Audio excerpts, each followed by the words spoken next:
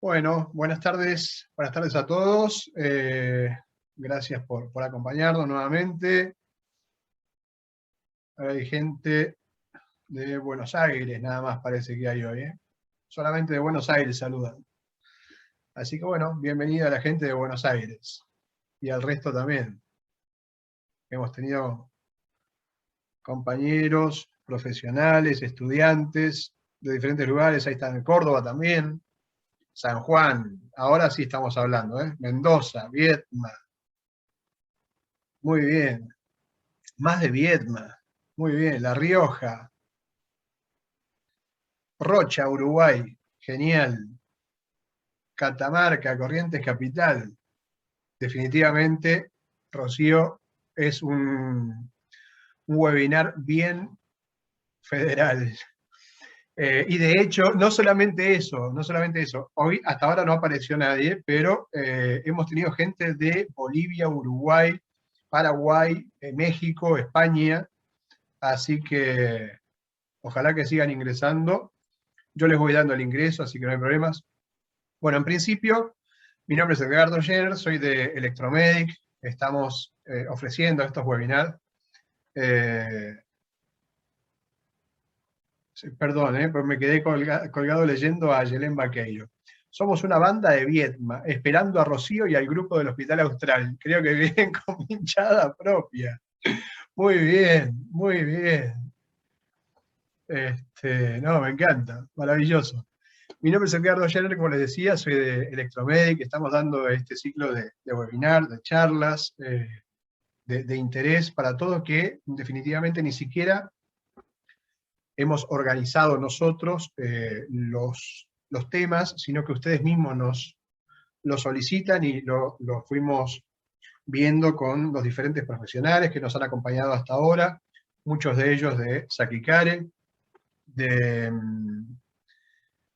Hospital Universitario Austral, como en el caso de hoy, con Rocío, la licenciada Rocío Díaz, y también con profesionales del Hospital Italiano, bueno, y de otros lugares, Maternidad Sardá también, tuvimos varios que eran de neonatología. Y vamos a seguir haciendo por ahora. La idea es más o menos estar tratar de cumplir aunque sea uno por semana. Así que para que se suscriban, me mandan un correo. Es edgardo.jenner@electromedic.com.ar. Yo ahora después lo escribo ahí en el chat, así les queda cómodo. Respondo a todos. Esto está siendo grabado. Va a estar en nuestro canal de YouTube. El canal para entrar es directamente Electromedic y van a ver los webinars. Así que si se suscriben, van a tener entonces la posibilidad de que cada vez que subamos un nuevo video, les llegue la notificación. Por otro lado, nosotros ofrecemos el certificado digital de asistencia, porque hay gente que por ahí que me lo pide y no asistió, se registró, pero no asistió. Y lo que hace la plataforma es sacar definitivamente automáticamente el listado de los asistentes con el nombre y apellido tal cual ustedes lo escribieron. Entonces, si yo, que me llamo Edgardo Jenner, dijera Edgar Pajarito, bueno, el certificado va a salir con ese nombre. Por eso les pido, por favor, encarecidamente que chequeen precisamente los datos al momento de registrarse. Y para asistir tienen que ingresar con el mismo perfil con el que se registraron. Les va a llegar el link con todo como para hacerlo. No los molesto más con esto, lo voy a repetir al final, por los que están entrando un poquito más tarde, pero le doy el lugar entonces a la licenciada Rocío Belén Díaz, ya nos ha acompañado en otras oportunidades, y bueno, ella es licenciada en Kinesiología y Fisiatría del Hospital Universitario Austral. Así que, bienvenida, Rocío. Muchas gracias, Edgardo. Muchas gracias, Electromedic. Muchas gracias a Kikare por la oportunidad. Gracias por dejarme volver a dar una charla con ustedes. Y bueno, cuando quieran podemos arrancar, cuando vos me digas. Este es tu momento, dale nomás. Bueno, muy bien. Bueno, les voy a contar un poco lo que me pasó al momento de armar esta charla, de armar este webinar. Y bueno, como ya les contó Edgardo, yo trabajo en el Hospital Universitario Austral, que es un hospital de agudos, y justamente me toca hablar de el destete en los pacientes crónicos. Pero bueno, con el tema de la pandemia, tuvimos pacientes que eran agudos, que terminaron cronificándose, entonces tuvimos la oportunidad de empezar a hacer el winning en este tipo de pacientes, que era un winning totalmente distinto al que nosotros estábamos acostumbrados a hacer. Entonces, por ahí la charla va a ser un poco, al principio un poco de teoría, un poco de repasar algunas cosas, y por ahí al final voy a terminar contándoles algunas experiencias que tuvimos con algunos pacientes en especial que nos llevaron a una desvinculación totalmente distinta a la que ya veníamos acostumbrados. A ver si puedo.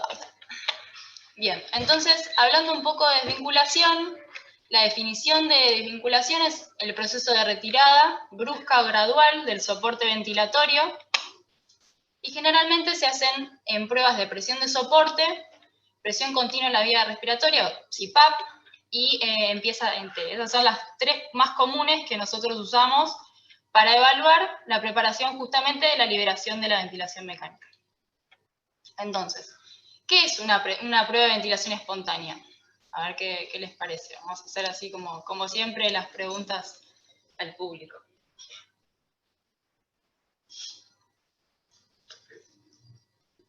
A ver si alguno se anima ahí en el chat a contestar qué es una prueba de ventilación espontánea. Hasta ahora no han respondido. Yo aproveché a poner mi correo solamente, pero si escriben en el chat la respuesta para Rocío es la evaluación de la capacidad de respirar en forma espontánea, dice Luis Grostordoy. Bien. ¿Alguna más?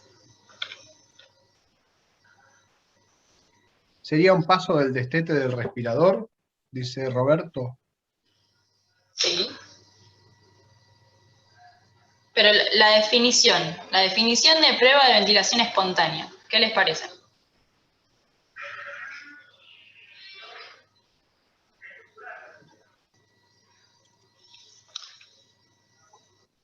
No se animan, ¿eh? No se animan. Bueno, seguimos, no importa. Ay, Roberto, Seguimos. Roberto fue valiente, ha puesto ahí. Muy bien. Ahí sí que me mataron. Está bien, muy bien. Es una prueba de ventilación en la que el paciente está sin soporte del ventilador o con una asistencia mínima, ¿sí? Y ahora va de vuelta. ¿Cuándo se inicia una prueba de ventilación espontánea? Esta sí, ¿no? Un ítem, tírenme, por favor.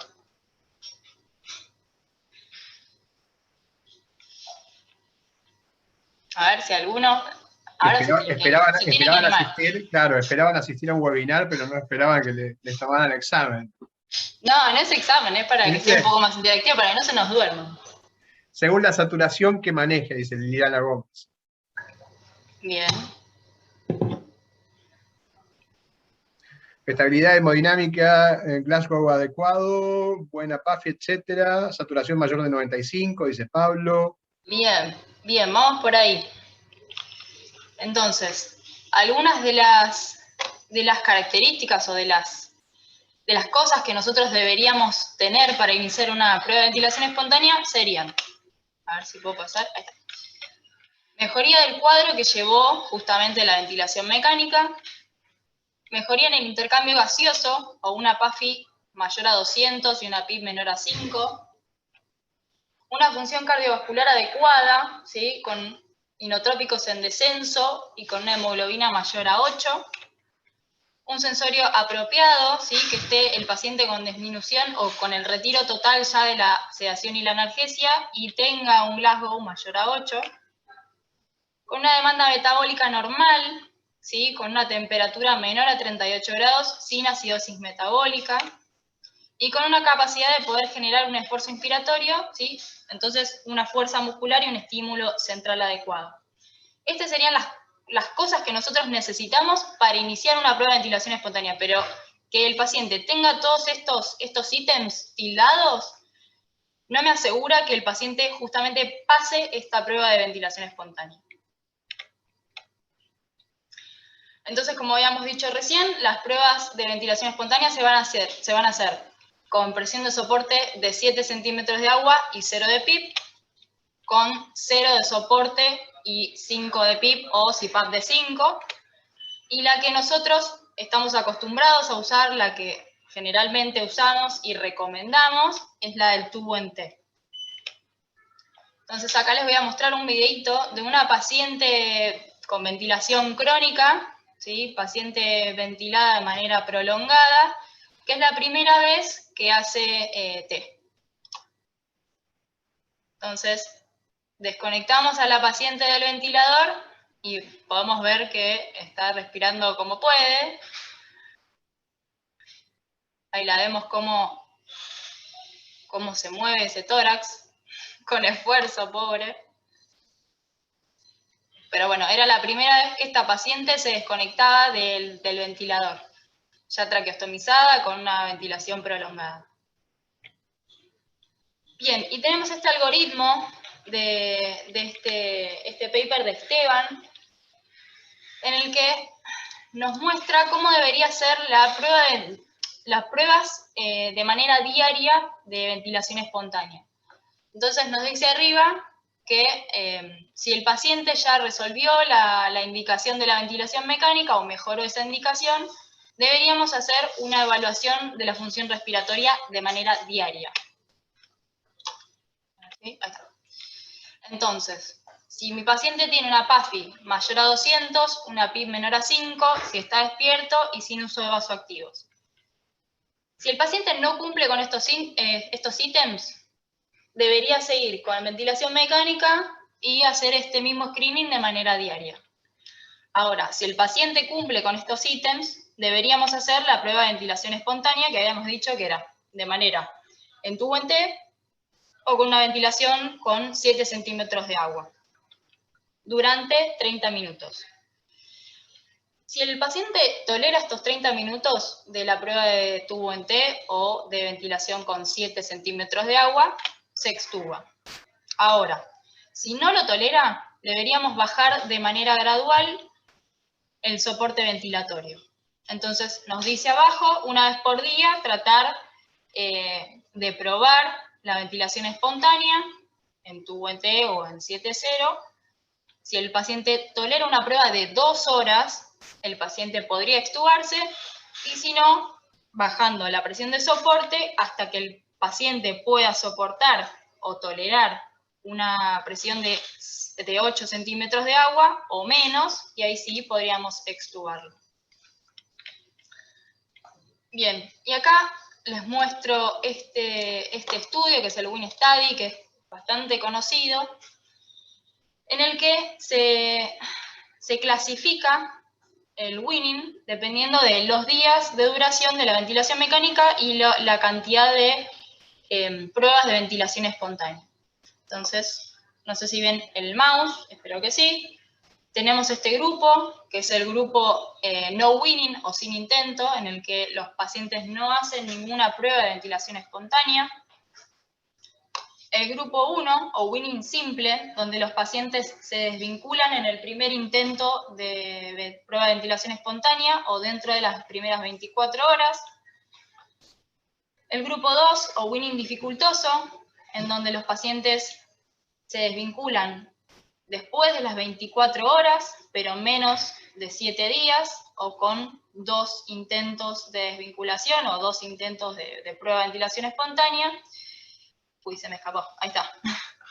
Y el winning prolongado, que es por más de 7 días continúa la ventilación mecánica o con más de 3 intentos, ¿sí? Estos, ahí está, es el cuadradito que se me escapó, estos serían nuestros pacientes, ¿sí? Que al día 7 siguen ventilados y tienen más de 3 intentos de pruebas de ventilación espontánea. Bien, y esto es algo que hacemos todos los días. ¿Cómo sería el proceso de desvinculación que nosotros hacemos generalmente, que lo hacemos en soporte ventilatorio parcial o pruebas de traqueo-T o estas desconexiones. El soporte ventilatorio parcial lo hacemos en presión de soporte, buscando un volumen corriente mayor a 6 mililitros kilo y una frecuencia respiratoria menor a 30 respiraciones por minuto. Y durante todo este proceso, tanto en el soporte ventilatorio parcial como en los periodos de desconexión o traqueo-T, nosotros monitorizamos si hay un aumento o un descenso en el 20% de la frecuencia respiratoria, de la frecuencia cardíaca, de la tensión arterial, la saturación de oxígeno y si hay cambios en la mecánica ventilatoria. Ahora, una vez que el paciente cumple las 48 horas de traqueo-T, podríamos considerarlo desvinculado. Pero esto, si fuera así, sería muy fácil, sería muy lindo, pero el tema es que si llegamos hasta este punto es porque en algún momento las pruebas de ventilación espontánea fallaron, ¿sí? Ahí está. ¿Y por qué falla la prueba de ventilación espontánea? Les pregunto a ustedes, otra vez, para que no se duerman.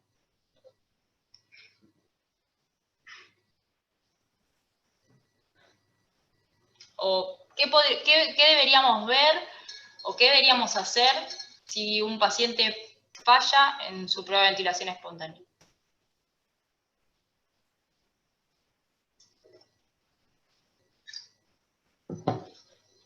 A ver si hay alguno que escribió algo en el chat. Se descompensa, hay que volver a asistir, dice Liliana Gómez. Bien. Bien, en realidad, a ver si lo puedo pasar. Ahí está. Cuando el paciente falla una prueba de ventilación espontánea, nosotros necesitamos evaluar para poder identificar cuál es el factor que nos llevó a la dependencia de la ventilación mecánica. ¿Para qué? Para justamente poder darle un tratamiento a ese factor y poder en algún momento desvincular a mi paciente. Entonces, si hablamos de dependencia, tenemos dos definiciones que dar. Una es la ventilación mecánica prolongada, que es la ventilación mecánica por más de 21 días consecutivos, con al menos 6 horas por día. Y la ventilación mecánica a largo plazo, que serían estos pacientes que a pesar de haber hecho intentos de prueba de ventilación espontánea, continúan con la ventilación mecánica, ¿sí? No llegan a ser desvinculados. Entonces, la ventilación mecánica prolongada son estos pacientes que tienen más de 21 días de ventilación mecánica, pero que en algún momento logran la desvinculación. Los que tienen ventilación mecánica a largo plazo no la logran. Bien, y como causas de la dependencia de la ventilación mecánica o estas fallas en las pruebas de ventilación espontánea, tendríamos alteraciones en el intercambio gaseoso. Estos pacientes que tienen tantos días de ventilación podrían tener alteraciones en la complacencia, podrían tener alteraciones en los mecanismos de hipoxemia, que deberían seguramente tener uno, dos o todos los mecanismos de hipoxemia. Inadecuada bomba ventilatoria, estos pacientes con tantos días de ventilación mecánica, con tantos días de sedación, puede que tengan una debilidad en la bomba ventilatoria. Factores psicológicos, pacientes que están muchos días dormidos, se despiertan, por ahí ya tienen antecedentes psicológicos, además de tener probablemente delirio hipoactivo, hiperactivo. Y factores iatrogénicos, y estos ya dependen de nosotros y deberíamos minimizarlos de alguna manera, como por ejemplo pacientes que cumplen con las condiciones de hacer una prueba de ventilación espontánea y no la hacen y terminan en ventilación mecánica prolongada, o cumplen con los criterios para poder descender la sedación y hacer una vacación de sedación para justamente poder hacer estas pruebas de ventilación y no se hacen. Entonces, todos esos factores que podríamos nosotros evitar están ahí presentes y terminan perjudicando al paciente y causando justamente la dependencia de la ventilación mecánica. Y siguiendo con esto, algunos componentes que podríamos evaluar. Bueno, en cuanto al intercambio gaseoso, la presencia de alteración BQ o Jund, hipoventilación, justamente con el índice A-A, perdón, mecánica pulmonar, podemos medir justamente con el respirador cómo está la lactancia o la complacencia del pulmón o del sistema respiratorio de este paciente, la resistencia o si tiene presencia de autopip. Los músculos respiratorios, podemos medir Pimax, Pmax, hacer una ecografía diafragmática o medir el MRC. Cardiovascular, monitorizando la TA, la frecuencia cardíaca y poder también hacer una ecografía del corazón. Centros respiratorios, midiendo la P01 y la impedancia respiratoria efectiva. Y la corteza cerebral, disnea y estos factores psicológicos que habíamos visto antes. Bien, entonces... Perdón, Rocío, te quedó una raya de... Sí. Se te escapó un... No, ay, espera. Por ahí tocar, no sé cómo modificarlo. No sé cómo sacarlo. A ver si lo...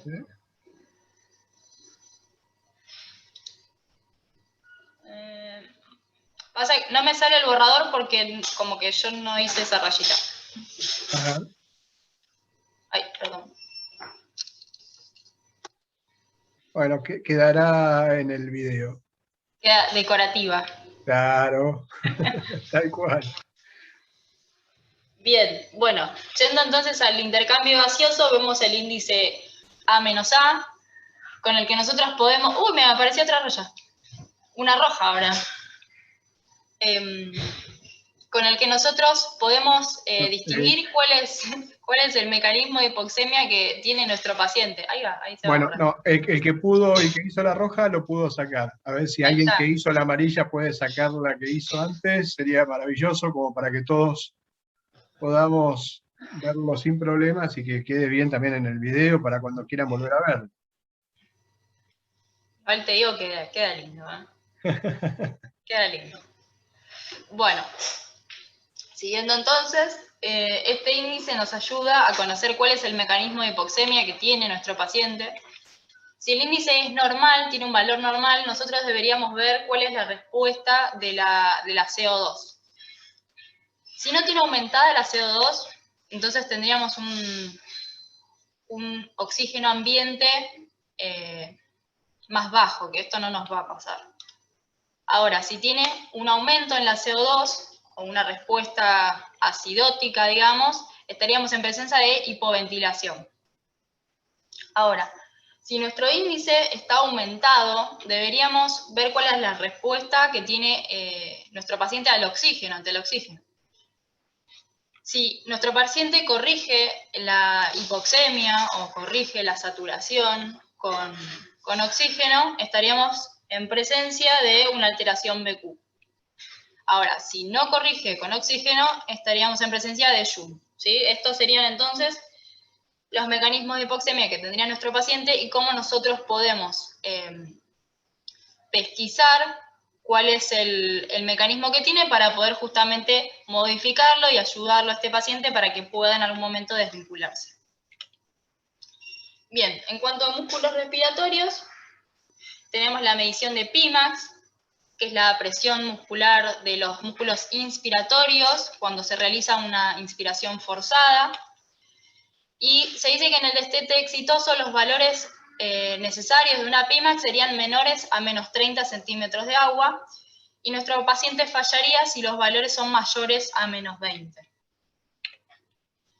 En cuanto a la Pmax, bueno, evalúa los músculos respiratorios, en este caso los músculos expiratorios, los intercostales y los abdominales. Y la Pmax para un destete exitoso debería ser mayor a 40 centímetros de agua. Bueno, esto se mide de esta manera, esto lo vimos también en la charla de canulación, está. Tenemos un manómetro, un Acá tenemos un piquito de las máscaras Venturi, una máscara de AMBU y un conector universal. Y conectamos entonces la Venturi que tiene hecho un bricolage tapando estos agujeritos con cinta, el adaptador, la máscara, una BT63 conectada justamente al manómetro. Bien, otra cosa que podemos hacer para evaluar los músculos respiratorios es una ecografía, que podemos usar un transductor convexo entre las líneas medio clavicular y axilar anterior para poder evaluar la excursión diafragmática. Si la excursión diafragmática es menor a 1 centímetro, estaríamos en difusión diafragmática. Ahora, si la excursión es menos de 0,4 centímetros, estaríamos en parálisis diafragmática, y si tenemos una diferencia de más del 50% entre ambos diafragmas, estaríamos en presencia de un movimiento paradójico. Otra cosa que podemos evaluar con la ecografía, ya ahora con un transductor lineal en la línea axilar anterior, entre el séptimo y octavo espacio intercostal, es la fracción de engrosamiento, ¿sí? Que sería el grosor inspiratorio menos el grosor expiratorio sobre el grosor expiratorio. No se asusten, es una ecuación, pero no se asusten, es fácil. Y lo que nosotros medimos entonces es el grosor del diafragma. Si el grosor de fin de expiración es menor a 2 milímetros, estaríamos en presencia de una atrofia diafragmática. Y si hacemos esta cuenta y la fracción de engrosamiento es menor al 20%, estaríamos en presencia de parálisis diafragmática. Bien, en cuanto al MRC, es una escala que permite evaluar la fuerza muscular, pero de los músculos distales. Y esto tiene que ver porque la pérdida de la fuerza de los músculos periféricos se relaciona con la pérdida también de fuerza de los músculos respiratorios y de la falla en el destete de la ventilación mecánica. Entonces nosotros lo que buscaríamos es un MRC mayor a 41 para poder predecir el éxito en el destete de la ventilación mecánica. Y lo medimos de esta manera. Vamos a hacer una evaluación en la abducción de hombro, flexión de codo, flexión dorsal de muñeca, flexión de cadera, extensión de rodilla y flexión dorsal del tobillo, y vamos a evaluar si tiene o no contracción, si la contracción es visible o palpable, si puede realizar el movimiento en contra de la gravedad o no, si lo hace en un rango completo y si vence resistencia. De ahí vamos a tener una valoración de 0 a 5, dependiendo del grado al que llegue, y de ahí vamos sumando en cada una de estas articulaciones. Bien, y en cuanto a los centros respiratorios, podemos evaluar la P01, que es la presión de la vía aérea ocluida en 100 milisegundos después del inicio de la inspiración, y esto lo que mide es el impulso respiratorio en pacientes con ventilación mecánica.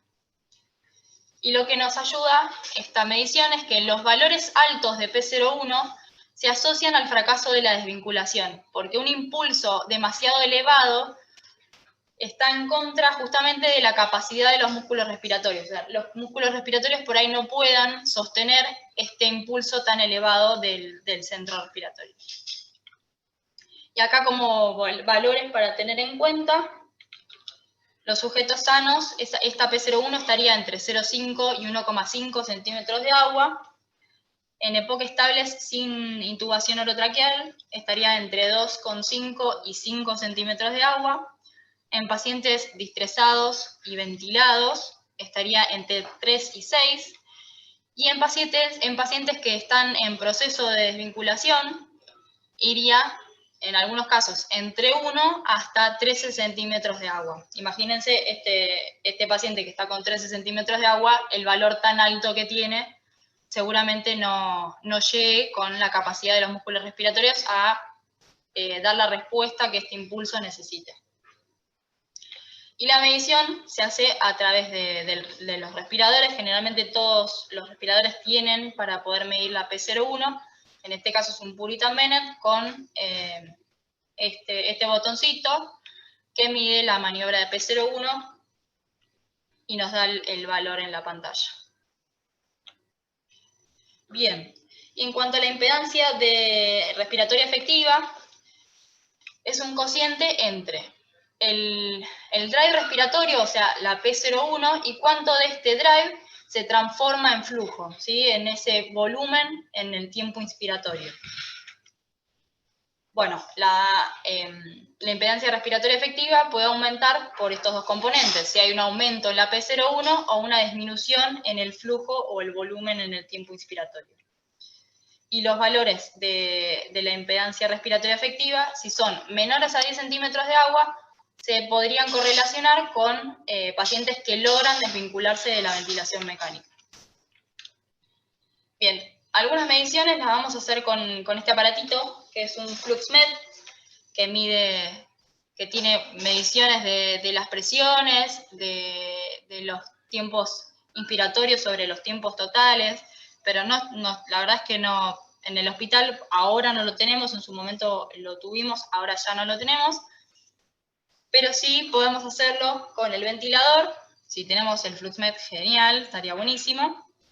Si no, podemos hacerlo con el ventilador, haciendo la medición de la P01, y si tenemos un ventilómetro, también es una opción. Bien, y otra cosa que deberíamos distinguir es si mi paciente tiene fatiga o tiene debilidad muscular. La fatiga es el resultado de una actividad muscular intensa, que en general es mayor al 40% de la máxima, ¿sí? La fatiga, esto es para tener en cuenta, la fatiga es reversible con el reposo, ¿sí? El músculo fatigado no puede sostener la fuerza que pudo alcanzar en algún momento, mientras que el músculo débil nunca la va a alcanzar, nunca va a sostener esa fuerza, nunca la alcanza, ¿sí? Bien. Y en realidad para saber si nuestro paciente está fatigado o no, tenemos el índice de tensión-tiempo, que es la relación entre el tiempo de contracción, o el TI, en el tiempo total, o sea, el TI sobre el tiempo total, y la presión transdiafragmática medida en el porcentaje de la presión transdiafragmática máxima. Entonces, un sujeto sano, un paciente sano, estaría acá. Lo que nosotros buscamos es que nuestro paciente, haciendo una preventilación espontánea, esté justamente por debajo de esta zona gris, que es la zona umbral de fatiga del diafragma, ¿sí? Si nosotros nos pasamos de esta zona gris, nuestro paciente seguramente en la prueba de ventilación espontánea va a fallar, ¿sí? Nosotros deberíamos hacer todas estas mediciones, si tenemos un FluxMed sería lo ideal, para justamente poder predecir dónde está nuestro paciente en este gráfico, ¿sí? Nosotros vamos a buscar que esté por debajo para que justamente pueda mantener una prueba de ventilación espontánea a lo largo del tiempo, mientras que no esté acá, ¿sí? Vamos a buscar justamente que esté acá. Bien, entonces llegamos a este punto. Nosotros generalmente en cualquier hospital tenemos protocolos de desvinculación, tanto weaning simple como weaning prolongado, pero, como dice la definición de Wikipedia, es un plan detallado para un tratamiento o un procedimiento, mientras que la estrategia son una serie de acciones encaminadas hacia un fin determinado. Entonces, más allá de que yo tenga un protocolo, no todos los pacientes se van a adaptar a ese protocolo. Entonces, ahí yo tengo que buscar una estrategia para que justamente el paciente, más allá de que no entre en un protocolo, se pueda desvincular. ¿Y cómo planteo la estrategia? Justamente con esta evaluación que nosotros venimos haciendo con todos estos puntos que vimos hasta recién. Si yo puedo hacer una buena evaluación, puedo identificar cuál es la falla de mi paciente y trabajar a partir de ahí. Bien, y ahora les voy a contar un poco de algunos pacientes que tuvimos, por ejemplo, con debilidad muscular. Este era un paciente que había ingresado por un CA en el pabellón auricular, tuvo una cirugía, se termina complicando, empieza con ventilación prolongada, se termina traqueostomizando y no podíamos desvincularlo de ninguna manera de la ventilación mecánica. Le hicimos todas las mediciones, tenía un MRC menor a 41, tenía una Pimax baja, era menos de, o más de menos 20, entonces no podíamos desvincularlo de ninguna manera. Entonces lo que empezamos fue empezar a trabajarlo desde lo motor. Empezamos a levantarlo desde la cama, empezamos a trabajarlo en la cama, puente glúteo, trabajo de rolados, miembros inferiores, miembros superiores, hasta que pudo salir de la cama, sentarse en la silla y hasta bipedestarse. Ven que ahí tiene la tubuladura del ventilador, siempre conectado. Hasta que un día logró hacerlo desvinculado. Se pudo parar ya totalmente desvinculado de la ventilación mecánica. Otro paciente que tuvimos, este paciente había ingresado por una cirugía abdominal, que también se termina complicando, shock séptico, ventilación prolongada. Justamente acá, no sé si se llega a ver, estamos con el manómetro, queriendo medir presiones Pimax, Pmax.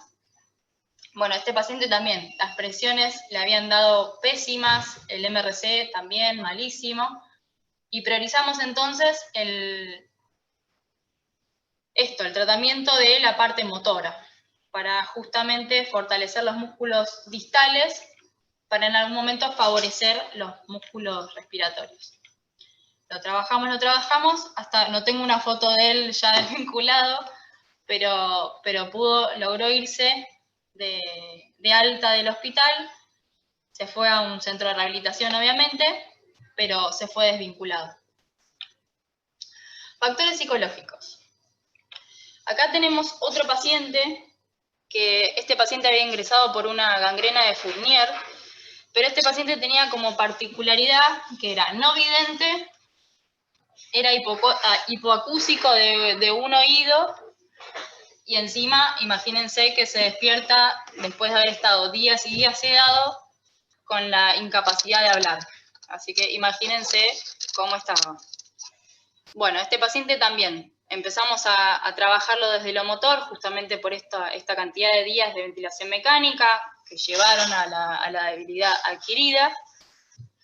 Y este paciente lo que hicimos fue, en los momentos en los que había desconexión de la ventilación mecánica, o sea, en los momentos en los que él hacía periodos de tráquea en T, directamente lo sacábamos a válvula fonatoria, ¿sí? Y desde el momento en el que este paciente pudo hablar, fue otro proceso. Fue totalmente distinto, mucho más fácil. Y palabras de este paciente fueron, imagínense, no fueron tal cual porque usó palabras más fuertes, pero imagínense, yo que no puedo ver, no escucho nada y encima no puedo hablar. Imagínense cómo me siento.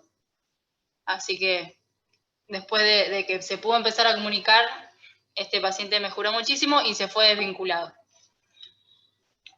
Bien, cosas que tenemos que tener en cuenta si vamos a hacer fonar a un paciente tanto ya desvinculado o está en proceso de desvinculación o directamente con el respirador. Deberíamos evaluar la deglución, una evaluación clínica de la deglución. ¿Buscando qué? Buscando la disfagia, que es la pérdida de la coordinación, sincronismo y eficacia, porque a partir de las 48 horas de la intubación orotraqueal ya estamos en presencia de disfagia. Bien, ¿y por qué nos interesa? Justamente por esto, por la encrucijada aerodigestiva, que es esta que está acá. ¿Esto para qué? Para justamente asegurarme que el paciente tiene manejo de saliva y que yo al momento de desinflar el balón no corra riesgos de aspiración o microaspiración. Bien, después no tenemos fotos de esta paciente, que me hubiera encantado tener, pero lo que hicimos con esta paciente era una paciente que ya venía, era una esofagectomía total. Y lo que pasó con esta paciente, bueno, lo mismo, había tenido un intento de extubación que falla, se reintuba, ventilación mecánica prolongada, se traqueostomiza, y al momento que empiezan a despertarla y empezábamos a hacer el trabajo de la desvinculación, nos costaba muchísimo, ella se angustiaba mucho, se ponía a llorar, era realmente muy difícil desvincularla. Y encima ella tenía antecedentes de depresión, de ansiedad. Entonces un día se nos ocurrió hacerla fonar a fuga. ¿Qué significa esto? Podemos hacerla fonar mientras ella está conectada al ventilador. Lo único que tenemos que hacer es, bueno, evaluar la dilución, asegurarnos que tiene un manejo de saliva, desinflar el balón, y ahí ya estaríamos en condiciones de que el paciente fone. Algo que deberíamos hacer también, como para mejorar un poquito, es aumentar el TI, aumentar la PIP y aumentar el flujo inspiratorio. Todo esto para que el paciente pueda fonar tranquilo, ¿sí? Igual no es muy cómodo fonar a fuga porque hay ruido, porque es incómodo, hay mucho flujo, por ahí les da tos. Pero bueno, con esta paciente la verdad es que nos funcionó muchísimo y a partir de ahí ella empezó a tolerar también los periodos de tráqueo en T. Nuevamente hacíamos lo mismo que con el paciente anterior, cuando hacía periodos de tráqueo en T, la sacábamos directamente a válvula fonatoria para que esté conectada con su familia, que siempre venía a estar con ella, y la verdad es que nos ayudó muchísimo para que ella se desvincule. Bien, y volviendo entonces a este proceso, en el que hacíamos proceso de soporte ventilatorio parcial, periodos de tráqueo en T, buscando un volumen corriente mayor a 6 mililitros kilo, con una frecuencia respiratoria menor a 30, monitorizando todo esto. Está buenísimo, esto deberíamos hacerlo, pero también depende de la creatividad de cada uno. Todas estas cosas que nosotros hicimos, si bien están escritas en algún lugar, no todos las utilizan y está bueno porque realmente estos pacientes, si hubiéramos seguido por el mismo camino, no hubiéramos llegado seguramente a la desvinculación. Pero justamente con esta evaluación que nosotros hicimos, tan minuciosa, de tomarnos el trabajo de buscar en la historia clínica si había algún antecedente o prestar atención solamente a lo que el paciente nos quería decir, y mismo haciendo estas mediciones, tanto de los músculos, tanto respiratorios como los músculos distales, llegamos a esta evaluación y justamente pudimos llegar a tener estas opciones para llegar a la desvinculación de estos pacientes. Así que, bueno, quiero dejarles este mensaje, que no se queden solamente con el protocolo, que busquen a partir de esta evaluación que nosotros hacemos para poder desvincular, ¿sí? Sean creativos, busquen estas opciones que a los pacientes les va a venir muy bien. Bueno, muchas gracias.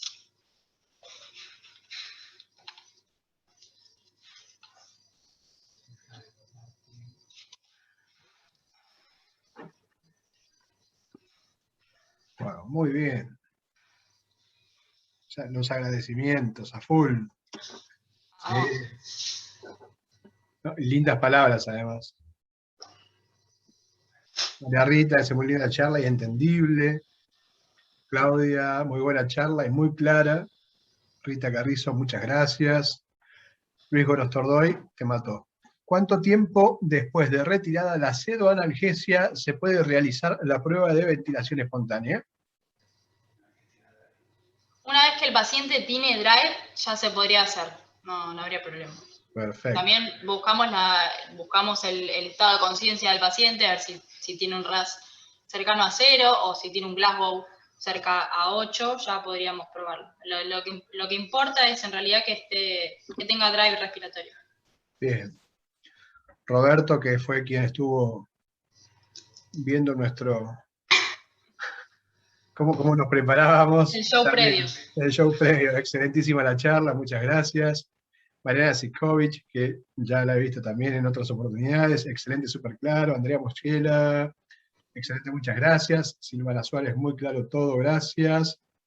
Andrea Michelena, didáctica y bien explicada, gracias.